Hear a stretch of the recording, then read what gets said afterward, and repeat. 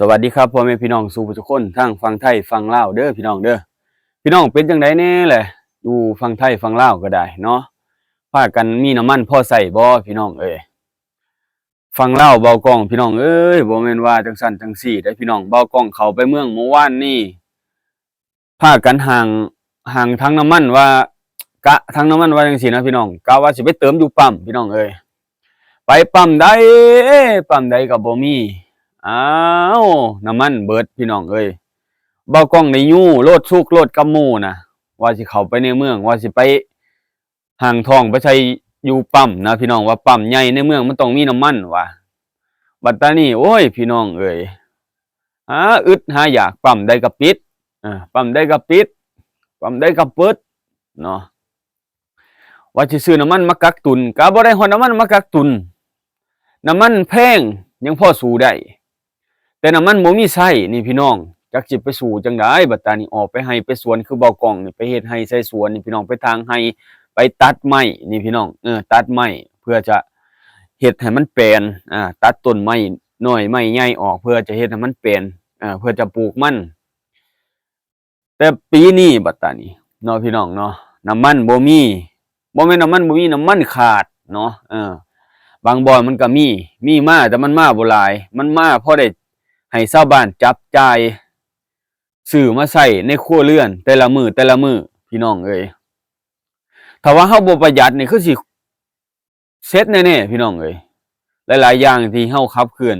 ใช้น้ำมันน่ะมันก็สิบ่มีประโยชน์ถ้าว่าน้ำมันบ่มีใช้เด้อพี่น้องเอ้ยฝั่งไทยเป็นจังไดพี่น้องฝั่งไทยยังมีใช้ปกติบ่หรือจังใดแต่ว่าทางฝั่งลาวเบากล้องนี่พี่น้องเพิ่นอัปราคาขึ้นหลายเท่าโตเนาะพี่น้องเนาะคือน้ำมันทางลาวนี่เอิ้นอันอิหยังก็เบนซินนะพี่น้องเบนซินทางลาวเอิ้นอิหยังเพิ่นเอิ้นมีน้ำมันโซล่าเอิ้นกระส่วนน้ำมันเบนซินนี่เอิ้นแอกซังเนาะพี่น้องเนาะแอกซังนี่เอิ้นเบนซินเนาะฝั่งไทยนะพี่น้องเบนซินเนาะเบนซินนี่สิราคา32พี่น้องน้ำมันเบนซินเนาะเอาทางไทยซะเบนซินธรรมดาเนาะคำว่าเบนซินพิเศษเนาะคือเพิ่นว่าเนาะเบนซินพิเศษทางลาวจะมีธรรมดากับพิเศษเนาะพิเศษนี่38 40พู้นแหละพี่น้องเอ้ยคือปัจจุบันนี้แล้วน้ำมันอันกระส่วนน้ำมันโซล่านี่พี่น้อง32,000กีบพี่น้องไล่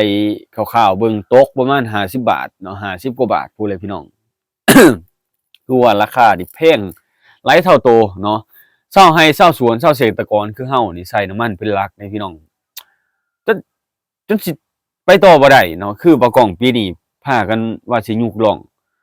จากยุกล่องมันเนาะพี่น้องปีก่อนนี่ราคาล้านกว่าล้านห้า ล้านห้าล้านห้าแสนกีบเนาะพี่น้องเนาะแต่ตกมาปีนี้พี่น้องตกมาปีนี้เพิ่นเอา4,500,000กีบเพิ่นว่าน้ำมันมันแพงปาโถได้ยินเมื่อวานเนี่ยบ่ก่อนอ่อนโยบเลยเนาะคือว่าปีนี้น่ะบ่กล้องสิลงยางแล้วก็สิปลูกมันนำเพราะว่าแต่ละปีน่ะพี่น้องปลูกมันน่ะมันสิบรรเทาได้นะพี่น้องบรรเทาได้คือหยังคือเฮาเอามันเฮานี่มาหล่อเลี้ยงแต่ละปีมากินในครอบครัวแต่ละปีเนาะพี่น้องเนาะแล้วจากเก็บเกี่ยวแล้วเนาะเข้าน้ำทำปลาเนาะพักประมาณเดือน2เดือนก็เข้าต่อในสวนในไร่เพื่อทำความสะอาดสวนไร่ให้มันมี แต่ต้นพืชพันธุ์ที่เราต้องการพวกอันหญ้าพวกยุงต่างๆนานาเราก็พากันเซาะตัดออกเนาะพี่น้องเนาะแต่ตกมาปีนี้น่ะโอ้ยบ่ต้องแนมใส่ไก่บ่ต้องแนมอนาคตไก่พี่น้องเอ้ยคิดจ้อๆเลยมีแต่แนวท้อมีแต่แนวถอยกำหลอกกำไรก็คงสิบ่มีดอกเฮ็ดหยังปีนี้นะพี่น้องปีนี้รถปั่นบ่ต้องซื้อปีกายนี่เนาะรถปั่นข้าวเนาะพี่น้องปีนี้จักสิได้ปั่นหรือบ่ย้านสู้กับน้ำมันราคาน้ำมันบ่ไหวพี่น้องย้านหักลบแล้วมันบ่เหลือเนาะบ่ฮู้ว่าสิวางแผนจั่งใดต่อมันแนมบ่เห็นส้นพี่น้องมันแนมบ่เห็นส้น คิดแล้วอุกอั่งพี่น้องคือว่าเงินค้ำกำแก้วก็หายากหั้นนะเนาะเงินค้ำกำแก้วก็หายากพ่อแม่บ่กล้องนี่ก็ไปไทยเบิดแหละไปอยู่ไทยไปหาเฮ็ดเวียกเฮ็ดงานอยู่ไทยเบิดแหละพี่น้องเงินซ่านก็พากันปาไว้ เออให้ใยแมงมุมเกาะให้ขี้ฝุ่นเกาะอะไรอยู่เรือนก็ได้เนาะคือบ่กล้องก็มาอยู่นำลูกนำเมียน้องบ่กล้องก็ไปอยู่นำลูกนำเมียเออแล้วพ่อกับแม่ก็คือไปอยู่ฝั่งไทยเออพากันไปหาเฮ็ดเวียกเฮ็ดงานเพราะว่าจักสิว่าจั่งใดพี่น้องบ่กล้องก็จักสิว่าเบิ่งบ่ทั่วบ่ถึงว่าทิ่มพ่อทิ่มแม่บ่หรือจั่งใดเนาะก็มันความจำเป็นพี่น้องมันมีความจำเป็น อยู่บ้านว่ากล้องมันบ่มีแนวหามันบ่มีแนวหามันเหลือจะอดแหละเนาะพ่อแม่ก็คิดว่าจะตั้งรากตั้งฐานให้ลูกให้เต้าอยู่บ้านอยู่เมืองเจ้าของเฮ็ดไร่ไร่สวนไปเพิ่นว่าแต่มื้อนี้เพิ่นก็ยังอดบ่ได้ทนบ่ได้เนาะพ่อแม่เพิ่นก็ยังได้ไปสู่เฮ็ดเวียกเฮ็ดงานอยู่ไทยพี่น้องเอ้ยแล้วเฮาวัยรุ่นแท้ๆยังมีเหือมีแรงอยู่ยังเหือยังหันได้อยู่ไปได้ไปสร้างไปสาได้แต่เฮาอะยัง มีภาระอยู่บ้านนะพี่น้องมันยังบ่กล้องนั่นว่าจั่งใดพี่น้องอยากไปแรงแต่มันตัดสินใจบ่ได้ญ้อนหยังญ้อนเรามีภาระทางบ้านเมียอืม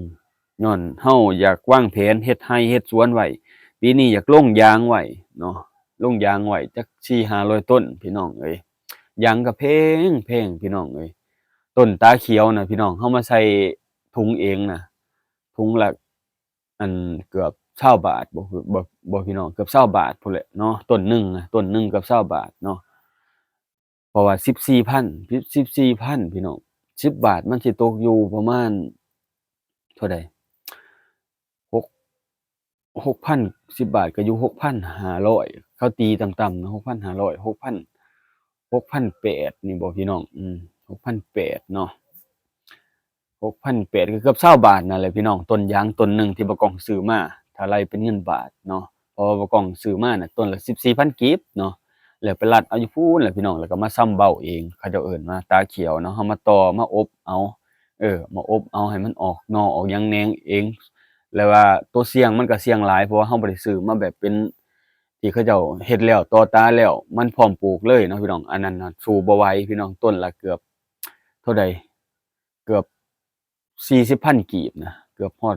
100บาทพู้นบ่พี่น้องเอ้ย60-70บาทพู้นพี่น้องต้นหนึ่งคือบ่สู้บ่ไหวจริงๆปีนี้มีแต่แนวแพงๆหาเงินก็ซักหน้าบ่ถึงหลังเนาะคือว่าบ่ก้องบ่มีรายได้อิหยังเลยเดี๋ยวนี้ณปัจจุบันนี้นะมีแต่เฮ็ดไปเรื่อยๆเอาว่าแนวอยู่แนวกินก็พู้ไปหาเก็บผักหวอกผักหวานแหน่ไข่มดแดงคือยามแหน่ไข่มดแดงเมื่อวานนี่ก็แหน่ไข่มดแดงมาได้ก็เฮ็ดเมนูอัน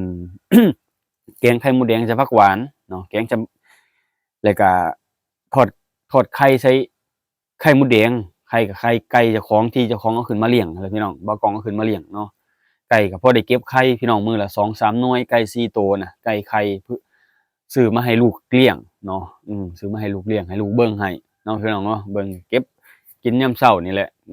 ลูกเมียก็พอได้เก็บได้กินยามมื้อเช้านี่แหละพี่น้องแต่ละมื้อแต่ละเว้นก็ได้ หาแต่ละมื้อก็บ่แม่นอิหยังพี่น้องเฮ็ดวางแผนไว้ว่าอนาคตต้นยางก็คือเอาไว้กรีดในอนาคตเนาะแล้ววางแผนไว้ว่าสิไปเฮ็ดงานไทยเนาะพี่น้องเฮ็ดบัตรเฮ็ดเบอร์ให้ลูกให้เมียแล้วก็สิไปหาเฮ็ดเวียกบ่ฮู้ว่าจะ ไปเฮ็ดเวียกหยังเนาะคือว่าในกรุงเทพก็คือว่ามันมีค่าใช้จ่ายหลายเนาะคืออยากไปเฮ็ดงานแบบเงินเดือน8,000-9,000แต่ว่ากินอยู่นำเพิ่นนี่ก็ยังโอเคพี่น้องเงินเดือน8,000-9,000กินอยู่นำเพิ่นคันมีพี่น้องแนะนำบ่กล้องนี่เด้อบ่กล้องก็อยากเอาพ่อเอาแม่ไปอยู่นำพี่น้องอยากอยู่เป็นครอบเป็นครัวคันมันอยู่เป็นครอบเป็นครัวแล้วมันอยู่ได้ดนอยู่นำนายจ้างถ้าเพิ่นดีแรงอยู่ได้ดนอยู่เป็นครอบเป็นครัวอืม คือบ่าวกล้องก็คือพ่อเป็นไทหั้นนะพี่น้องพ่อเป็นไทเพิ่นก็ยังอยู่ได้พี่น้องเพิ่นอยู่ได้แหละพี่น้องเพราะว่าอยู่ง่ายกินง่ายอีกเพราะบ่าวกล้อง บ่าวกล้องก็คืออยู่ง่ายกินง่ายอยู่ดอกแต่ว่าอยู่ง่ายกินง่ายในที่นี้ก็คือเฮากินแบบมอยๆแม่กินแบบบ้านๆเฮาของบ้านๆเฮาน่ะกินง่ายเนาะพี่น้องเนาะกินอยู่ง่ายเนาะแต่ว่าปีนี้ก็คือว่าบ่าวกล้องจะอดสาเอาอดอยู่เอาซะก่อนเนาะพี่น้องเนาะเฮ็ดใน